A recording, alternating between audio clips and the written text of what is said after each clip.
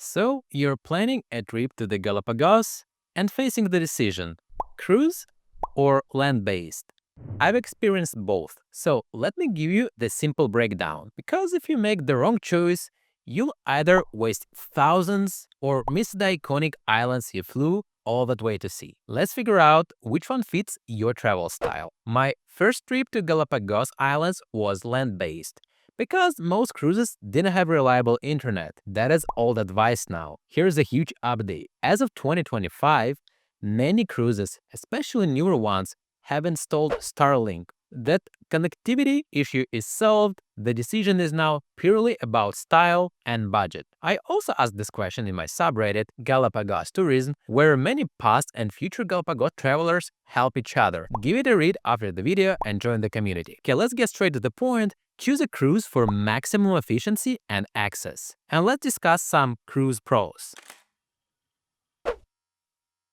And of course, remote island access. This is the #1 advantage. Cruises visit remote sites like Wolf or Darwin Islands that are too far for day trips from the main islands. 70% of visitor sites can only be reached by ship, so you have more places to see within limited time range. You'll have optimal wildlife viewing. You travel overnight and wake up anchored at the best sites. You get early morning and late afternoon encounters when wildlife is most active. And of course, it's zero planning stress.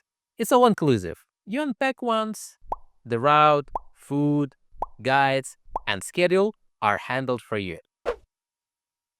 And it's simply time efficiency. You see more islands in fewer days because you're traveling while you sleep. And let's discuss cons. And first, it's expensive. Cruises are significantly pricier than land-based trips. Expect to pay about 400 to over 1,000 American dollars per person per day before flights and park fees. And for the best possible price, I'd highly recommend reaching out to Happy Gringo. It's one of the best agencies out there with excellent reviews. I've used them before and now we collaborate together. So if you fill out a form on my blog, they will reply to requests almost right away and it will help support my channel and support local Ecuadorian business. Next, you have fixed schedule. You have zero flexibility. Basically, get up and go rhythm. And I know it isn't a fit for everyone. You move when the boat moves. Also keep in mind there's no day scuba diving because standard cruises do not offer scuba diving. And if you want to dive, you must book a specialized, more expensive live aboard dive cruise. And always keep in mind a seasickness risk. You on a relatively small boat 24/7.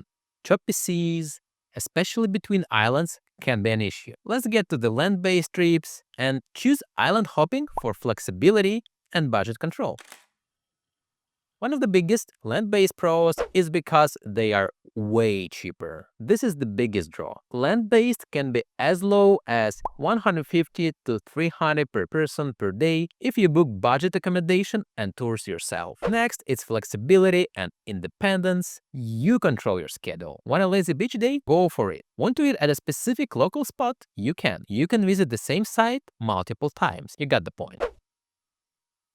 Next, you'll have more options for day scuba diving. You book day dives from the main towns in Santa Cruz and San Cristobal, and this is the best option for non-certified or casual drivers. But the biggest advantage, in my opinion, is local immersion. You get to explore the towns, try local restaurants, and interact more with residents. It gets you more feeling into Galapagos and how they live. And let's talk about land-based cons. And the biggest one is time wasted in transit. You waste precious hours traveling, and inter-island boat rides are often 2.5 hours each way, plus check-in and out time, which might take as much as 4 hours. Check out my video on Galapagos logistics.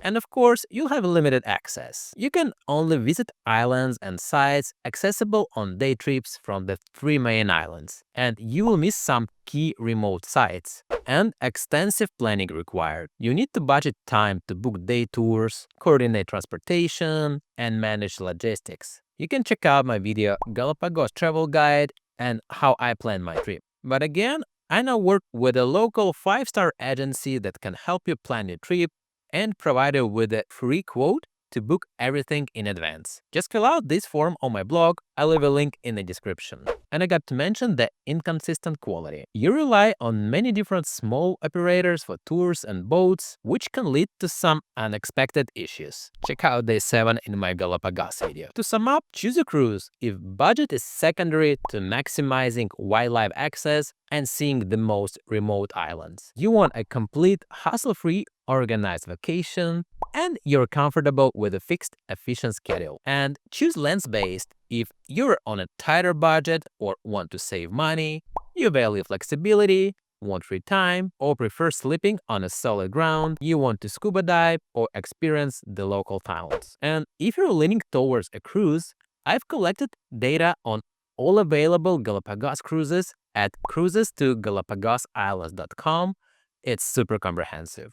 You can also fill out a free quote form there. Again, I'll leave a link in the description. And for land-based trips, watch my previous video, or if you have extra questions, come ask the community in my Reddit. There are tons of helpful tips from people who've just been there. I mean, you truly can't go wrong with the Galapagos. It's about finding what fits your travel style. Let me know in the comments what will you choose, cruise or land-based. And if this guide was helpful and helped you to decide, please don't forget to like, to support my channel, and subscribe for more travel guides. More interesting travel information is coming. See you in the next video.